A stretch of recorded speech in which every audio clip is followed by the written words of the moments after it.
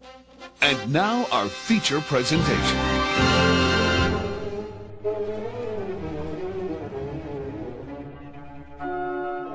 And welcome to our inaugural episode of Rough Cut. I am Devel Hamu. And I am Jovanni Ibarra, or just call me Gio. Just call him Gio, because his name is fucking confusing. Like I said, this is the inaugural episode where we will be talking about movie reviews, TV, and God knows what else. But this is it. This is the beginning, the very start of everything. Give you a little background on us. I am a freelance illustrator. I am an avid movie fan, and that's all I do in my time. How about you? What are you?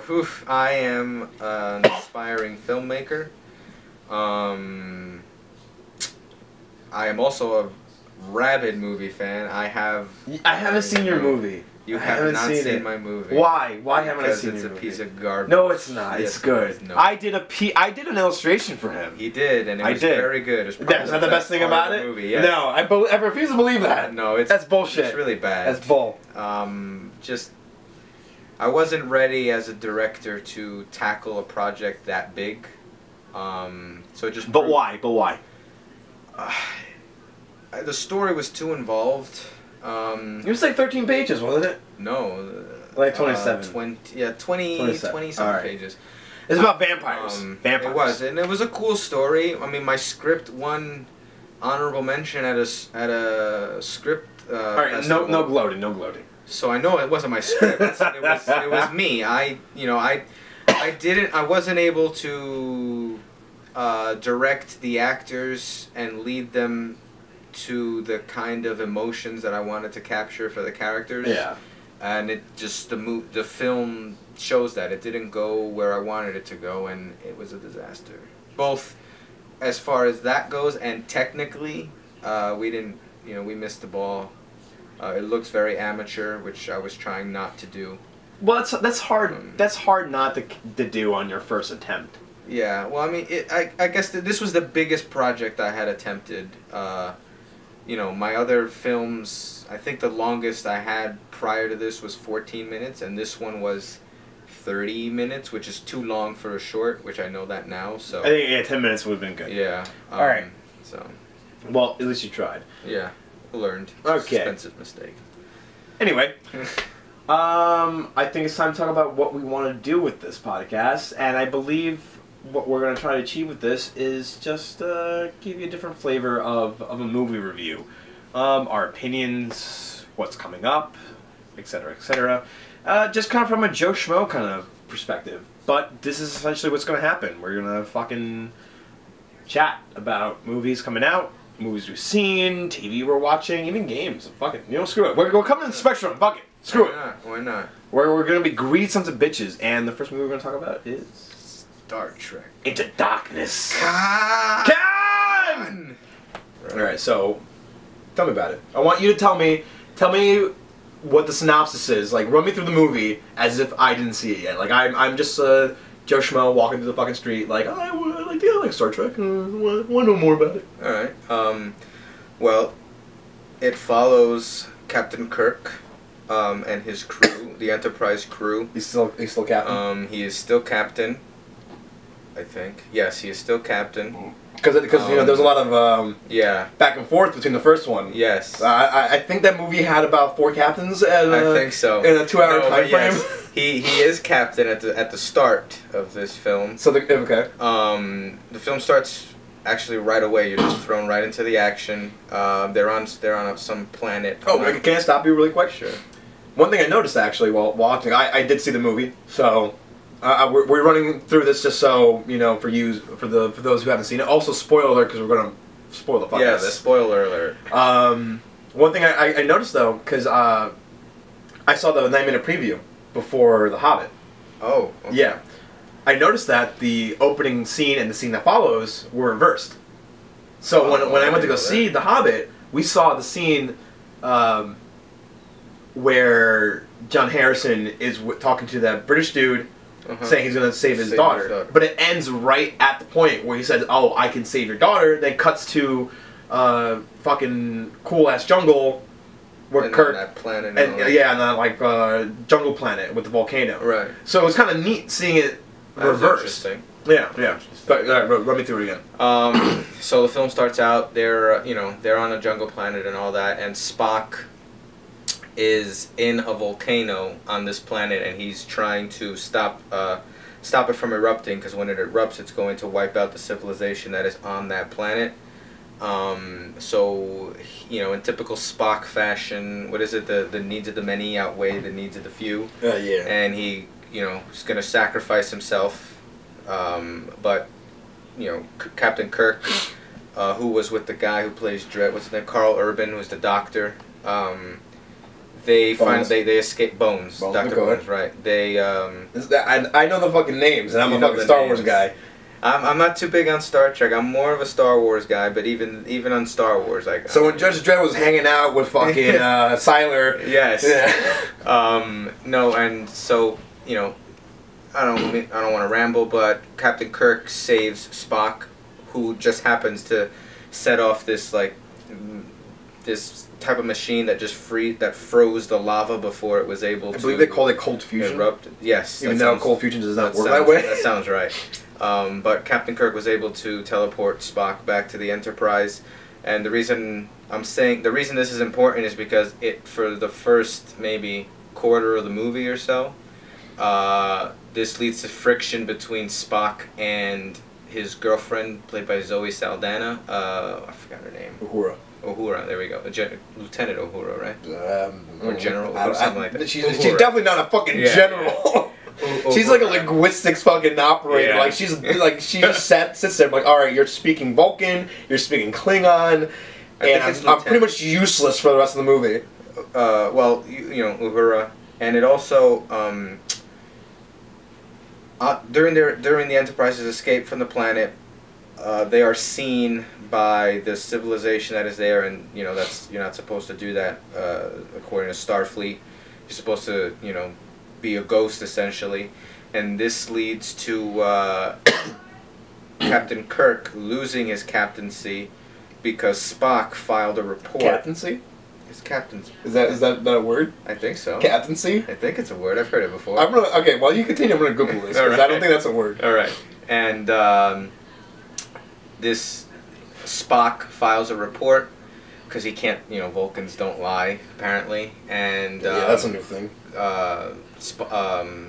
Kirk loses his captaincy. There it is again, and so I forget what the dude's name is that Kirk took over for in the first one. Pike. There we go. So Pike takes over, but he makes. I think he's an admiral at this point. Admiral Pike. That sounds right. I think he's admiral, then he becomes captain. Yeah. Then he becomes captain of the Enterprise again, but because him and Kirk get into a shouting match because Kirk is so gung ho and all this. Anyway, I'm rambling. We are introduced to John Harrison, who is revealed to be Khan. We told you the worst fucking reveal in the history of movies. we told you the spoiler alert. So he is Khan, and he forms they're sent to capture him after he performs a terrorist attack on Starfleet's it's like a database in London. Yeah, like an archive in London.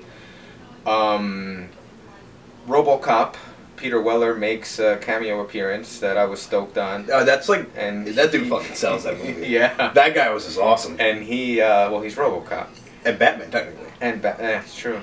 So he orders John Harrison ends up attacking the Starfleet the people high in command, and he kills Admiral Pike, or Captain Pike at this point, because now he's captain of the Enterprise again. And this sets in motion Captain Kirk, going to RoboCop. I'm just gonna call him RoboCop from now on. Not even his name in the movie. I think he calls himself RoboCop. Probably. And he asks to be reinstated into Starfleet, and he takes his crew, and he is sent to capture John Harrison, on what is that planet again? He's on the Klingon homeworld. It's called Kronos, and they can't. Which is very fitting for the Klingons. Is it? I mean, not like historically because it's fucking Greek, but I mean, it just sounds badass. It like, does okay, sound badass. but I think actually it's spelled and pronounced a little differently, but that's like the American vernacular for it. That's true. I was on a Star Trek wiki, like, I think yesterday, and they called it, I think, by its Klingon, you know... Name? Yeah, and it's like with a Q instead of a K, but okay, whatever. Doesn't matter. Well, they track down Harrison, he's all badass, and he destroys Vulcans on his own, which is unheard of apparently. So Klingons, I'm sorry. Yeah. So Harrison and Kirk form a reluctant partnership when John Harrison starts telling Kirk these things about Starfleet and how, you know, RoboCop tried to get rid of him and his people because, you know, they refused. I think it was they refused to build weapons that he wanted. So well, I think you're missing like a small yet big thing. I'm trying to like, because I know I tend to ramble with these things, so I'm trying to like keep it flowing. Keep it flowing, or keep going. Keep going. Well, we'll touch upon it later. Yeah. So they form a reluctant partnership, and with that, it's revealed that RoboCop he purposely sabotaged the Enterprise so they wouldn't be able to escape. Once they captured John Harrison, he was going to take Khan, and he was going to destroy Khan as well as Captain Kirk and his crew. Khan squeezes the shit out of RoboCop's skull. And which is awesome, by the way. Which was awesome, yeah. And you should have let me sleep. So then Khan turns on Kirk again, naturally, and but at this point, Kirk puts Spock in charge. So Spock comes up with this cool plan to take out Khan with the weapons that he built, and he actually hid his people in like these missiles, doing torpedoes or whatever. Which fucking blows my mind that he fucking hid his people in a missile. 70-something. 72, 74, some shit like that. So Spock, you know... Really, it was irresponsible of the captain. It was irresponsible of the captain. But Spock actually has them removed from the torpedoes and then he shoots the torpedoes at Khan in RoboCop's ship. So Khan naturally thinks that his people are dead now. So we think we've seen the last of Khan, but as the Enterprise is trying to come back to Earth, Captain Kirk goes into a radiation, like a part of the ship that is heavy in radiation. He aligns, I don't know, a laser, I forget what it's called. It's like it stabilizes the ship pretty much. Yeah, it's like the warp drive function. Yeah, something like that. So he aligns it, allows the ship to come back and land on Earth. Spock comes and in one of the best scenes of the movie, Spock and Kirk, you know, Kirk dies surprisingly. So Spock takes over the famous William Shatner line where he yells Khan, and so once it was well done by the way. It was. Yeah. It didn't come off as cheesy at all, which was surprising. I like that it blended in like the last second with the enemy ship. I think it was called the Vengeance, with it falling to Earth. Yes. Like it was like Khan, and then like cut to that because Khan was not destroyed. His ship ended up crash landing. Yeah, like the ship kind of like Earth in San Francisco, I think. Yeah, the missile started blowing up in the Vengeance, and Khan, you know, I was still in the cockpit. So it's a military grade ship, so it still was somewhat intact as it was falling to Earth as well. And it crash landed into Starfleet headquarters, which is in San Francisco. Right. So you got to see it hit the bay. I don't know if it hit the bridge or not, but I don't think it hit the bridge. I think it missed the bridge, and it just went right into the fucking academy. Yeah. So then Spock starts, you know, the Spock and Khan fight. They end up, Bones McCoy actually figured out I don't know what you would call it, but he figured out that Khan's cells regenerate, kind of like Wolverine type It's stuff. essentially his blood. Oh yeah, because He like heals himself. yeah, he's genetically enhanced. Yeah, so he tells Spock that he needs to bring Khan back on board alive so they could save Captain Kirk, which they do, and they actually don't kill Khan. They cryogenically freeze him like his people, so technically Khan is still alive because his people were still alive. They were just cryogenically frozen, I think it was. They just took him. They were frozen the whole time. They just took him out of the missiles right. during the exchange. Like, oh, we'll give you these assholes for these assholes. Exactly. Yeah. So they just took him out to trick him so they can detonate the bombs. So yeah, that's it. Kirk regains his captaincy, and the movie ends with the Enterprise crew back together and going to explore Earth, space. Earth, yes. Earth. Earth. Right? Earth is. It is. What is it? The final frontier they're going, and that's pretty much it. I mean, we'll touch on other beats that I know I missed, but I didn't want to ramble too much. So. Okay, so now what? So now what I want you to do? I want us to start breaking this shit down. All right. So, what was your favorite moment of the whole thing? Oof. Like hands down. Like even it's like this like a little small thing. I want you to tell me. Like, what was it? I guess what the first thing that pops into my head was the scene between Kurt and Spock. What the end scene? The end scene, because I mean Star Trek, you know, it is a typical summer movie. There's a lot of action, a lot of comedy and all that stuff. But what I like about J.J. Abrams, which is precisely what I don't like about Michael Bay, but that's a whole nother podcast, is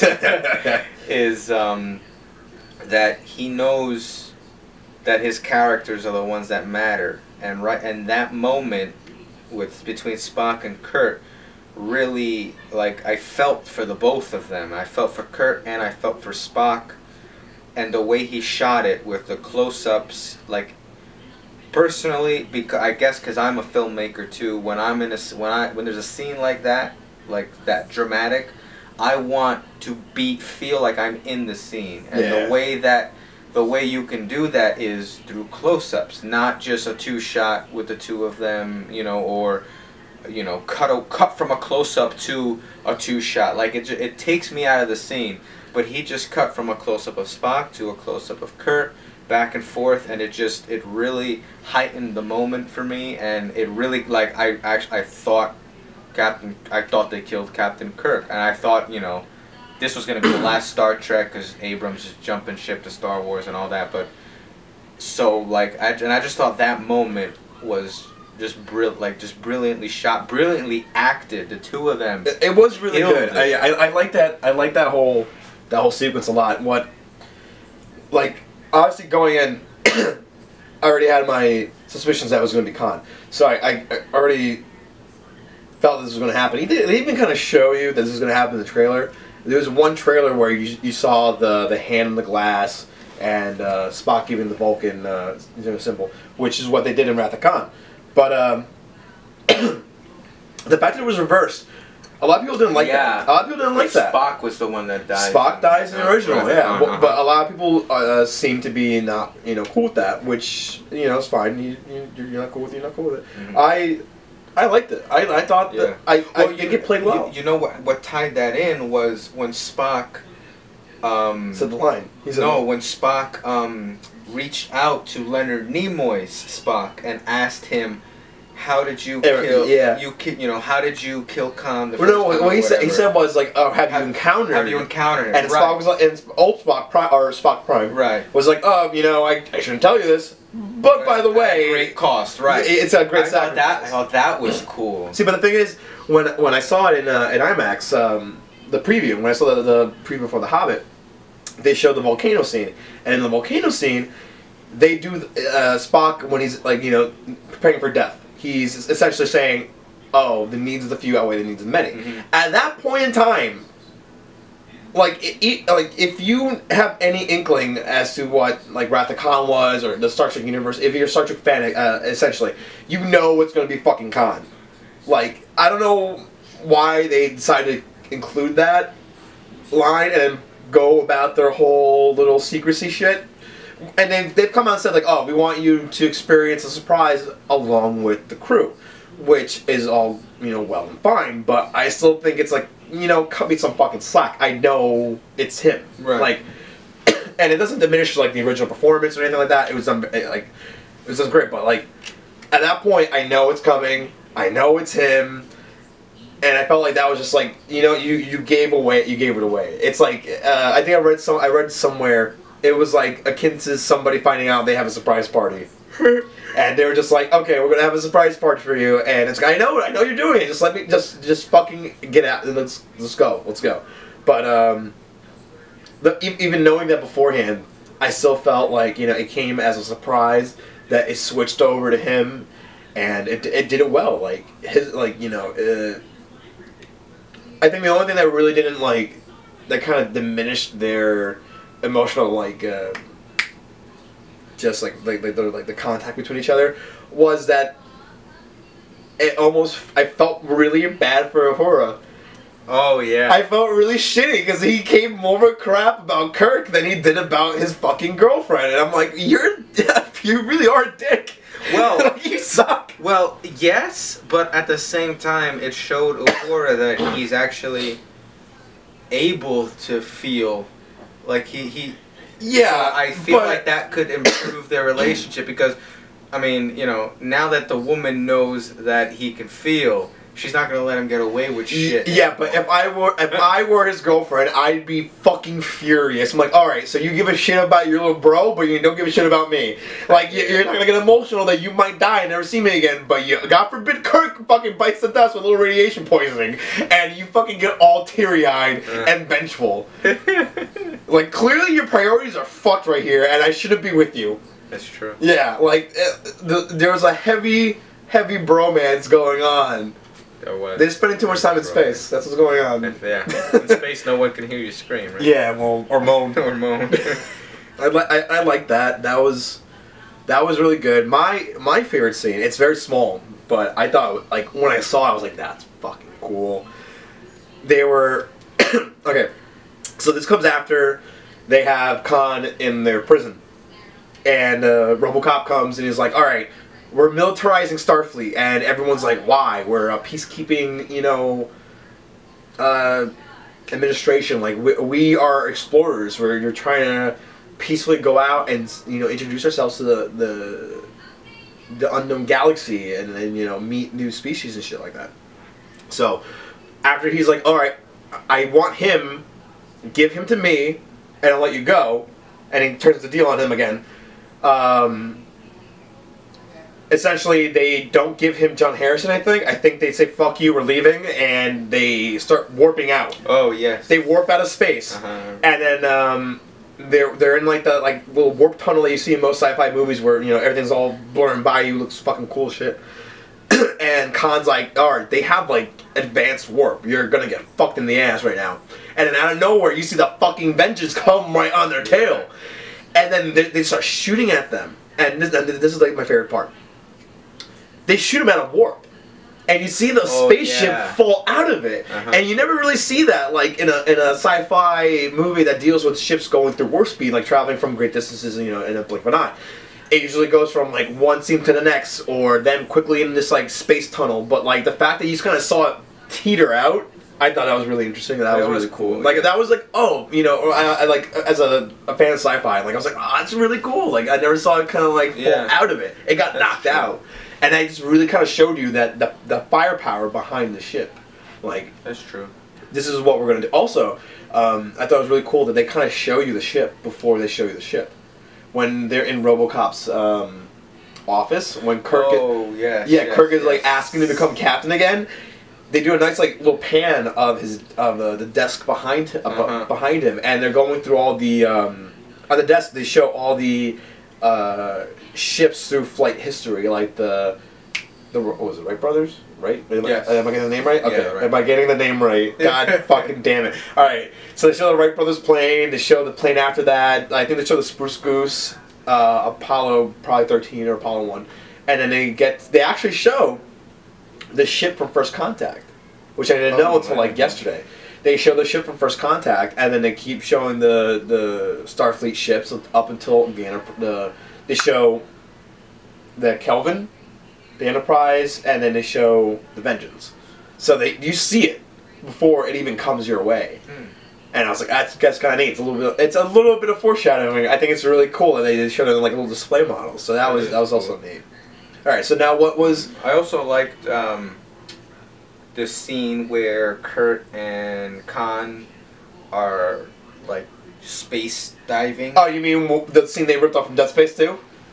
Yes, they did rip it off. That's Dead Space 2. That's Dead Space 2. Yeah, but I thought that was cool. That was cool. No, like, cool like I sat there, I'm like, I lived through this. I played through this, and there's no remorse, but it's fucking cool. Awesome. Yeah, it was cool. It was cool. All right, so what was something you didn't like about it? Like one thing you couldn't like. Oh, the fucking lens flare. Oh, you're still giving him this lens flare. J.J. Abrams and his lens flare. Yeah, I usually like it. No, he's calmed down.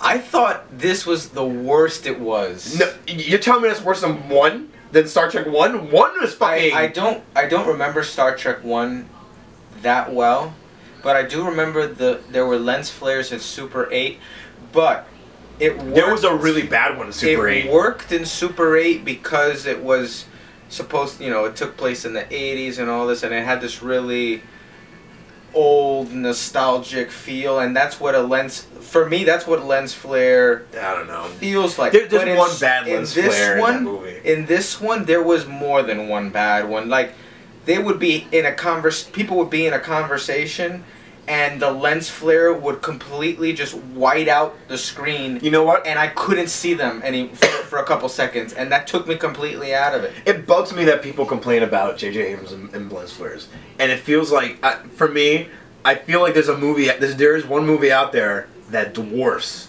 his entire filmography and the lens flares that he uses in that, and that's Battleship. Oh, what? I haven't seen Battleship. Okay, that's the thing. Because Battleship turns people off because everyone knows it's an awful movie, and fuck as it is. It is an awful goddamn movie. But watch it. I don't wanna. No.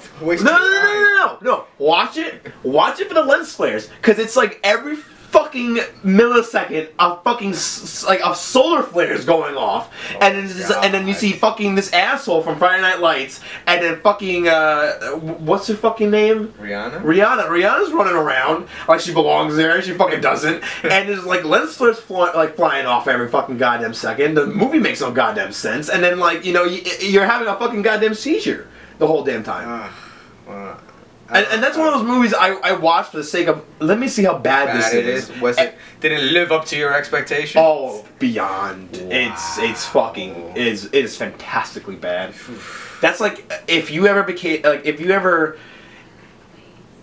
there was ever some sort of like new age Nazi regime, and you were put in charge of torturing people for information, you sit them down, in a chair, you strap them down to watch this. You Clockwork Orange. Oh, you Clockwork Orange down with Battleship. Oh, God. Yeah, that's how bad it gets. Alright, so you said you saw Hangover 3 last night. Now, I haven't seen that, and I really don't give a shit. So you can just tell me the whole fucking movie right off the bat.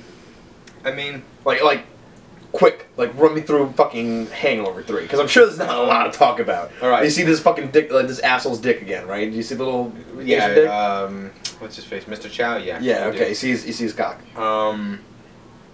It's just, the movie's about Alan, because he's a spoiled brat and all that. His father dies, who's played by Jeffrey Tambor. So the family, Alan's mother and sister, the one who's married to Doug, I forgot what her name is, but they want to stage an intervention for Alan. Why? Because he's such a spoiled brat. He's not taking. They want to take him. Is that really worthy of an intervention? Yeah. Well, no.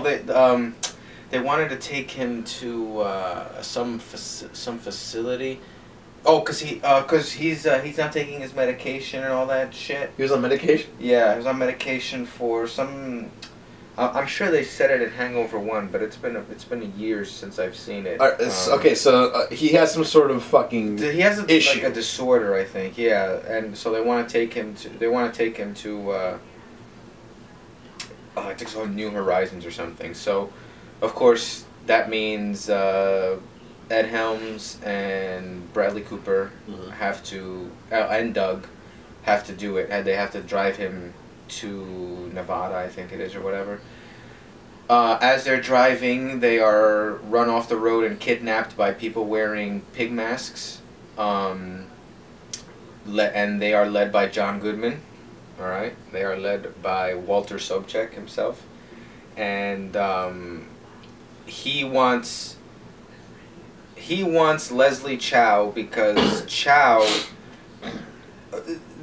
Okay, remember in Hangover 1 how Black Doug sold out African American Doug. I'm sorry, but that's how they referred to him in the movie, Black Doug. Okay, this is a civilized podcast, but African American Doug sold Alan the roofies, and he said something like, "Oh shit, Marshall's gonna be pissed when he finds out." Well, John Goodman is Marshall, and Marshall is pissed. That's just like a cheap tie-in. Yeah, but like, oh, we need to make a trilogy. Let's have every fucking connection possible. Yeah, but you know, so they well, I'm calling him Walter. John Goodman, or Marshall, tracks down Alan, Stu, and what's Bradley Cooper? Phil. Because he knows that they still keep in touch with Chow, and Chow breaks out of a Bangkok prison in the beginning of the movie. But do they still keep in touch with Chow after he gets arrested? Alan does. Alan yes. does. Like they're pen pals. But fucking figures. But Alan always mentions the quote unquote wolf pack, Stu and Phil. So they get dragged into this. Right, okay. so they get dragged into it. So Marshall, or John Goodman, sends them on this wild goose chase to find Chow or whatever, which eventually leads them back to Las Vegas. But why? Like, because I'm sorry, yeah, I haven't mentioned that yet. I forgot. Chow stole. I forget how much money worth of gold bars. He stole Marshall. Marshall was supposed to get all of it, but Chow stole half of it. Yeah. So Marshall wants that half back. So what does he threaten the Wolfpack with? He takes Doug. This is getting fucking ridiculous, alright? God damn it! Poor Justin Barth. He takes Doug again and holds him hostage. You know, so, I mean, eventually they break into the wrong house. They break into Marshall's house and steal Marshall's part of the gold once they find Chow, because Chow makes them believe that this was his house before he was thrown in jail and all that. So now they, you know, search leads them back to Las Vegas. They find Chow, and then they part ways. And it's pretty much, you know, there's a lot of Alan, which is good, because he's the best part of the movies. There's a lot of Chow, who's, you know, also good, but I find he kind of wore out his welcome a little bit in this one, I think. He's only good in small doses, I feel. But Alan, I'm all for more Alan, because it's that guy, Fanakis, is incredible. But, you know, so it's just him growing up and stuff like that. There's him and Melissa McCarthy, who's in it. Yeah.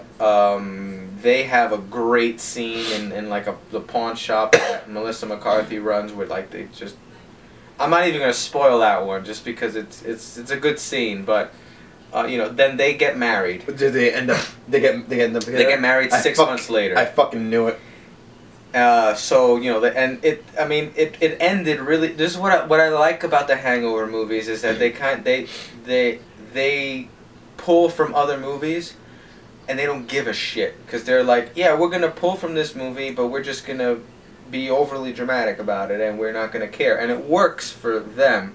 So what they did was, as Alan, Stu, Doug, and Phil are walking out of Alan's room dressed in the tuxedos for the wedding, you know, they're walking in slow motion, so they cut back to when they're walking down the hallway in the first one, and then when they're walking in Bangkok in the second one, back to them in present day. And as they're walking out into the yard, the screen kind of like whites out, so it's like they disappear almost.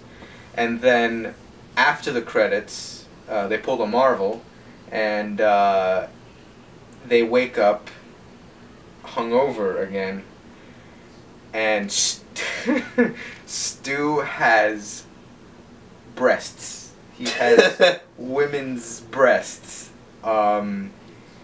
And Phil points it out to him or whatever, and it's because the wedding cake was a gift from Chow. So it's safe to assume that there was some sort of drug in the cake that they all had. So there's like a fucking motorcycle in the bar wall, like it's just engraved in there, like they made like a makeshift ramp. So they jumped the ramp and all that, and that's how the movie ended. It was, I mean, we don't really watch at least I don't watch the Hangover movies expecting a dynamic story or anything like that. Yeah. So when I went in like that, I enjoyed it. It made me laugh in some parts. It's not good by any means, but I've seen worse. It's definitely better than the second one. I did not like the second one because it was the Hangover Redux. It was the same. Yeah, but if I did, thing. But the way I feel like I could have seen just the Hangover 2. If the Hangover 2 exists without Hangover 1, I think like that would have been fine. Like I prefer 2 over 1. Really? I do. I think the jokes are a little bit funnier. I don't know. I don't know. Paging Dr. Faggot doesn't really kind of like do it for me. Well, I mean. But then again, a pig getting fucking slapped against a Rolls Royce and blood spilling all over the place does it for me. So I don't know what that really says, but I prefer that. I didn't really care too much for 2, but I enjoyed 3. I mean, if you just want a good time at the movies, you don't really want to think about anything. I mean, you want a break from explosions. You want a break from superheroes, and you just want to have a good time at the movies. Just go watch The Hangover 3. Don't expect much from it. It's nice and short. It's like an hour and 40 minutes or something like that. So that's not short. But nowadays, that is very short. Most movies average at least 2 hours. That still bugs me that a fucking normal movie is an hour and a half. Like, I want 2 hours. I want 2 hours of my goddamn time. And I want a story. Well, comedies shouldn't really be. Oh, no, comedies I agree should Unless be you're Judd Apatow, who thinks he makes like these art house comedy movies. You know what? I still have to finish watching Funny People. I haven't seen that one. I get through I get the patches of it. I haven't even seen any. I heard This Was 40 was awful. I would say that's just from people I like close friends like this is just I can't do it. I enjoyed This Is 40. I thought This Is 40 was actually really good, but it was I don't know. I want to say it was 2 hours and 11 minutes or something. That was at least 20 minutes too long. It should not have been that long, but I liked it. It was different. And I give Judd Apatow credit for trying, to do things like that. It doesn't always work, but I enjoyed This Is 40. It was funny. I mean, because Paul Rudd's the fucking man. Yeah. I think Paul Rudd needs a lot more work. I think so too. Let's put Paul Rudd in a Marvel movie. That would be. Let's make him the Flash. Why not? I'd watch it. Yeah. Anyway, wow, we completely derailed on it. All right, Hangover. Oh, it was the Hangover we were talking about an hour and a half ago. So Hangover, if you want a good time at the movies, you want a break from explosions and superheroes and all that. Okay, speaking of superheroes. Oh boy. I want to talk about. We have to keep this short. And this doesn't be fucking short. No, fuck you. I have a fucking. I have a bone to pick. Oh boy. All right. So I want to talk about Iron Man 3 with this jackass. So